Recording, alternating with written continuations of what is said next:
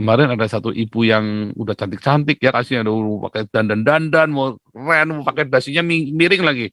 Saya bingung, saya baru tahu ada orang pakai dasi di pinggir begitu ya. Iya, yang mana Ya. di dalam bahasa Arab yang artinya pembalas yang mana? Bismillahirrahmanirrahim. Wa makaru wa makaru. Lalu mana yang katanya pembalas yang mana? Ya, lalu mana yang katanya pembalas yang mana?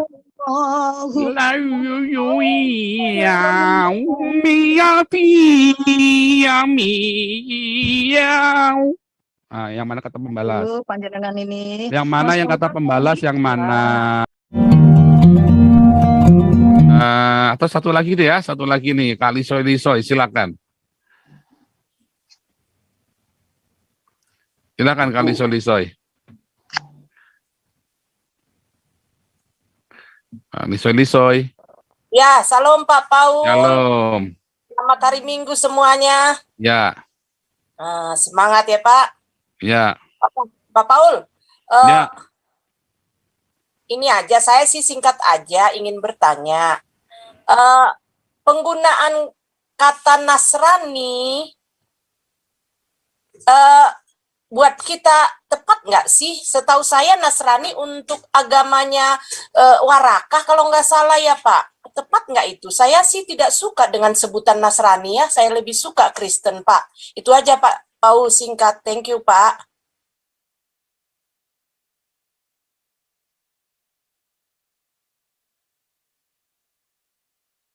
Jadi kata Nasrani saya nggak tahu orang Islam ngambilnya dari mana. Tetapi di Alkitab ada kata Nazaren, ya, sekte Nazaren. Jadi orang gini, apakah para rasul menyebut dirinya Kristen? Nggak pernah. Para rasul, bahkan Paulus, tidak pernah menyebut dirinya adalah Kristen. Mereka selalu bilang pengikut jalan Tuhan. Ya. Kedua, para rasul tidak pernah menyebut dirinya Nasrani atau Nazaren. Nggak pernah juga. Mereka selalu bilang pengikut jalan Tuhan. Kemarin sudah saya tunjukkan kan, jalan Tuhan, pengikut jalan Tuhan. Ya, tetapi tidak pernah menyebut dirinya Kristen atau Nasrani. Kata Nazaren itu kan orang lain yang menyebutnya mereka Nazaren. Orang Kristen juga sama, orang lain menyebut mereka Kristen, Kristian, karena pengikut Kristus. Para Kristus, para pengikut Kristus gitu kan. Kalau misalnya itu tuh Paulian, ini tapi nggak ada di Alkitab nggak pernah sekalipun disebut dengan Paulian. Mereka disebut pengikut jalan Tuhan. Mereka menyebut dirinya pengikut jalan Tuhan. Bahkan Paulus berkata, ya jadilah pengikut Kristus, murid-murid Yesus, bukan murid-muridnya Paulus. Makanya di Alkitab tidak pernah satupun para rasul itu disebut rabi loh. Nggak pernah satupun para rasul itu disebut rabi, walaupun Paulus sudah menyelesaikan pendidikan rabbiniknya sebagai orang Farisi, sebagai ahli Taurat. Ya. Tetapi tidak pernah satupun para rasul disebut rabi. Orang si pendeta Lukas saja yang sok-sokan nyebut Rabai Yakov, Rabai Kefas, Rabai Thomas, dan segala macam. Tapi mereka sendiri nggak pernah menyebut dirinya Rabai atau mereka disebut Rabai kalau di situ. Ya, para muridnya siapa? Muridnya Kristus. Karena perintahnya jelas. Jadi karena semua bangsa murid Yesus, bukan muridnya Paulus. Apakah kita mengikuti ajarannya Paulus? Bukan loh. Kita mengikuti ajarannya Yesus. Paulus itu hanya mengarahkan kita. Ya kan? Contoh sunat. Apakah sunat itu ajarannya Paulus? Bukan loh. Sunat itu yang memutuskan Petrus sama Yakobus. Orang-orang Islam itu suka fitnah tuh. Baptis, apakah Paulus yang nyuruh baptis? Bukan loh, Yesus yang suruh baptis. Dan itu sudah dari zaman Torah, baptisan itu. Lalu yang mana? Ajaran yang Paulus. Enggak ada. Paulus itu kan hanya meneruskan saja apa yang sudah diajarkan oleh Tuhan Yesus. Ya, semua pengajaran-pengajaran itu. Dan Paulus dengan hikmat, karena Paulus itu diakui. Paulus itu diakui sebagai nabi, tapi dia tidak pernah menganggap dirinya nabi. Ya, Paulus menganggapnya adalah rasul. Rasul itu artinya jongos. Ya, Muhammad itu jongos kalau dia ngaku-ngaku rasul itu jongos. Rasul itu artinya jongos ya. Makanya semua orang bisa ngaku dirinya rasul. Tapi nggak bisa orang itu, sekalipun tidak pernah Paulus berkata dirinya adalah nabi. Nah, orang-orang Islam itu suka fitnah kita. Ya. Jadi Anda harus tahu, itu namanya harus cerdik seperti ular. Anda harus tahu firman Tuhan.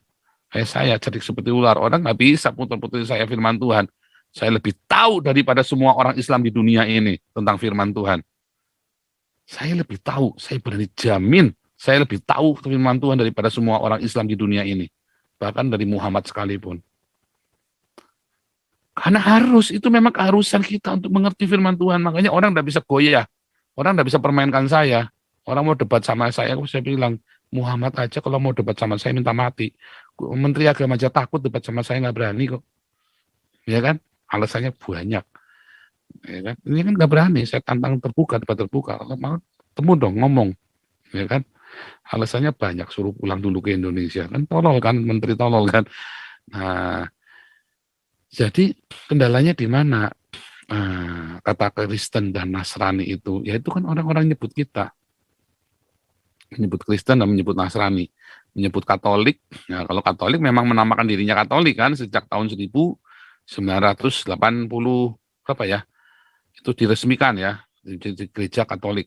Jadi Katolik itu tadinya bukan sebuah nama gereja, tapi kemudian karena terjadi ambivalen, terjadi polemik, mereka kemudian Katolik itu dipakai sebagai nama resmi untuk membedakan dari yang dari Protestan non Katolik, ya maksudnya ya macam-macam. Kalau bilang Protestan juga macam-macam juga kan. Apakah dari Martin Luther? Bukan juga, tidak semuanya berasal dari Martin Luther. Ya setelah kita mengerti gitu ya.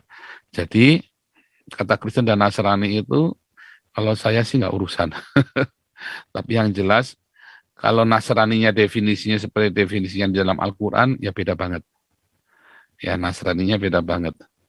Kalau Kristennya seperti Kristen definisinya Mokoginta dan Zakir Naik, ya beda juga. Makanya yang mereka gugat adalah dogma gereja. Mereka nggak bisa menggugat Alkitab. Yang mereka bisa gugat adalah dogma gerejanya. Kemarin ada satu ibu yang udah cantik-cantik ya, kasihnya udah pakai dandan-dandan, mau keren, mau pakai dasinya miring lagi. Saya mau kalau pakai dasi di tengah. Udah pakai dasi cantik, dia mau pansos kan, wah kita yang nonton ribuan kan, dia mau masuk, dia mau wah biar kelihatan cantik, keren apa, mau kesaksian tentang penderitanya dia dianiaya oleh orang Kristen. Salah ketemu sama Nabi ke-20, nah dihabisin habis-habisan sampai kacau balau dia akhirnya. Saya sampai geli, saya sampai ngomong itu sampai gitu, saya lihat orang-orang yang dia alap-alap itu. Oh, ini kamu lihat terjemahannya nih. Terjemahannya apa itu? Loh, saya nggak ikut terjemahan, saya bukan mendasarkan pada terjemahan, kan saya bacakan di sini. Di atasnya itu 53-nya. Nah, kamu sekarang ngomong kamu bukan berdasarkan terjemahan. Alkitab yang kamu baca terjemahan, lalu kamu ngotot kita kudu ikuti terjemahan. Anzalta yang telah engkau turunkan, wattaba'na, dan kami mengikuti ar-rasulah, seorang utusan. Loh, kamu kemana-mana kamu baca ayat 54 dulu. Kamu mau kemana-mana, kamu nih dasar perempuan tunasusila nih kamu nih. Ngomong ngoceh-ngoceh mulutnya nggak jelas. 54 dulu dibaca baik-baik. Mana ada kata pembalas di situ? Saya mau tanya mana dari kata wa makaru makarahu wallahu khairul makirin. Mana yang kata pembalas di sini mana? Ayat 54 kan? Iya, yang mana di dalam bahasa Arab yang artinya pembalas yang mana? Wa makaru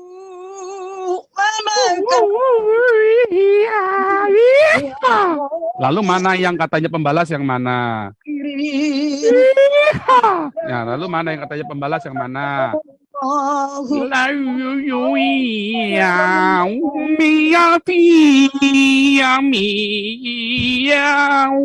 Yang mana kata pembalas? Panjangan ini. Yang mana yang kata pembalas yang mana? Yang kata pembalas yang mana? Yang mana yang kata pembalas yang mana? Dari tadi kamu jawab omongan saya nggak ada yang bisa. Kamu tadi nanya buku itu, saya tunjukkan Alexandrianus. Kebetulan saya cari karena saya nggak siap teksnya. Alexandrianus ya. Nanti kapan-kapan saya tunjukkan teksnya. Ya teks Alexandrianus. Nah, kadang-kadang kamu nggak bisa. Mana? Kamu tunjukkan itu. Ya. Mas Fauzan, Mana artinya di sini kata yang artinya pembalas yang mana? Kamu ini perempuan, kamu punya telinga nggak? Mulut kamu berapa sih? Kayaknya mulut kamu banyak sih ya. Astagfirullahaladzim. Mulut kamu banyak banget sih itu. Makanya Ya kamu, Allah. saya Mas tanya di Fauzan, sini, ini mana yang ada kata pembalas di sini? Mana ada kata pembalas baik-baik, di saya sini? ingatkan dulu. Men, saya Mana ada kata ingatkan dulu. pembalas mana? Sekarang begini, bukanlah terjemahan yang akan dipaksakan kepada Ya sekarang ini artinya narasi-narasinya. apa? Sekarang ini artinya apa? Artinya, makaru, artinya telah berbuat kerusakan, telah Makaru berbuat kerusakan, keburukan, makarin itu telah artinya berbuat menyesatkan. damage. Salah, ya. Wa makarallah, dan Allah berbuat makar juga. Makarin itu artinya bukan Wallahu kerusakan. Kamu ini khairul makirin. Dan Allah sebaik-baik pembuat makar. iya, pembuat. Jadi orang membuat makar, maka Allah Makar itu bisa artinya juga apa? membuat makar. Makar itu artinya apa? Kalau urusan pembuat makar, Makar maka di itu sini artinya dikatakan, apa? Allahu khairul makirin. Iya, makar itu Nah, artinya apa? perbuatan kerusakan. Kok makar itu pembuat kerusakan gundulmu peyang? Makar itu, ya, kamu lihat Quran terjemahan bahasa Inggris, terjemahan bahasa Indonesia, yang namanya makar itu artinya deceiver, penipu daya, deceiver, ya. Artinya Allah Itu termasuk salah termasuk satunya. gundulmu peyang, termasuk makarin itu Nah, kan artinya begitu. penipu daya. Tidak ada yang di sini, tidak ada satupun terjemahan, tidak ada satupun terjemahan yang menerjemahkan seperti kata kamu. Kamu ini ular beludak juga nih. Mulutnya kamu mulut lonte juga nih, ngomongnya bolak-balik nih. Ya sudah, terima kasih nih, sudah 4.000 nih. Loh, enggak, memang mulut kamu mulut lonte, kamu bohong terus dari tadi, nggak ada yang benar satupun kamu ngomong nih. Lucu-lucu lagi, sampai geli ngekek nontonnya itu. Masih kena batunya, dia benar-benar kena batunya ketemu saya. Nah, dia berusaha memfitnah, ya kan? Dia berusaha, dia kutip nih dari teolog-teolog ini, teolog aja dia nggak kenal. Ya kan, orang Islam itu bahannya untuk mengkritik Kristen itu dari teolog liberal ya. Mereka sendiri nggak ngerti apa-apa. Makanya begitu jawab, udah skak, nggak bisa jawab balik, bingung dia. Dia kasih Sinaiticus, saya kasih Alexandrianus. Ya cuma muter-muter, dia nggak ngerti. Ya, 8.000 discrepancies, 8.000 differences in the Bible, ya kan? 8,000 differences in the Bible, itu gampang sekali jawabnya. Apalagi kalau Anda sudah belajar rabbinik. Anda akan ngerti bagaimana, mengapa proses Alkitab itu. Mengapa harus demikian. Nah, Anda harus belajar rabbinik. Anda harus tahu konsep firman Tuhan di dalam tradisi Yahudi dan tradisi Kristen. Anda harus tahu yang namanya firman Tuhan itu apa. Nah, beda banget ya. Kalau bagi orang Islam itu seluruh Al-Quran itu firman Tuhan. Nah, nanti perkataannya Muhammad gila itu firman Tuhan dong. Muhammad gila gitu kan. Berarti firman Tuhan, Muhammad gila. Nah, bingung kan konsepnya kan. Nah, siapa yang mengkanon Al-Quran? Ayo. Apakah Utsman? Sangat bodoh sekali. Ada 2 mushaf saat itu yang tersisa, mushafnya Utsman sama mushafnya Fatimid. Dan Utsman tidak berani menghancurkan mushafnya Fatimid. Tiba-tiba Utsman dibunuh. Padahal bodyguardnya Utsman itu anak-anaknya Fatimah. Nah, padahal Utsman lagi, ya kan? Siapa yang bunuh? Siapa yang sanggup bunuh? Ya pasti anak-anaknya Ali bin Abi Thalib, katanya si Quraisy dalam bukunya tentang kisah sejarah Islam itu kan, sejarah Islam di Indonesia itu, Quraisy Shihab itu di Gramedia bukunya ada. Ya dia tuliskan, yang bisa membunuh Utsman itu yang paling mungkin hanya anak-anaknya Ali bin Abi Thalib, nggak mungkin orang lain. Mereka itu bodyguardnya adalah anaknya Abi bin Thalib. Mungkin suruh orang dan anaknya bin Abi Thalib minggir. Ya, sengaja kayak zaman Cakrabirawa dulu, ya Soekarno mau dikhianati, semua minggir semua, jemput semua, bisa bolong semua, bisa kejadian. Berarti kan ada konspirasi, nggak mungkin nggak ada konspirasi. Nah, lalu kenapa bisa yang ada di dalam gulungan kitab itu yang dipegangi sama Utsman itu adalah gulungannya Utsman? Kenapa tidak mungkin bahwa itu adalah gulungannya Fatimid? Ayo, kan bingung kan? Sekarang gulungan aslinya ada di mana? Udah nggak jelas juga, itu semua dari cerita ke cerita. Ya kan? Artinya apa? Artinya memang Al-Quran itu baru ada di abad ke-8, zamannya Khilafah Abbasiyah.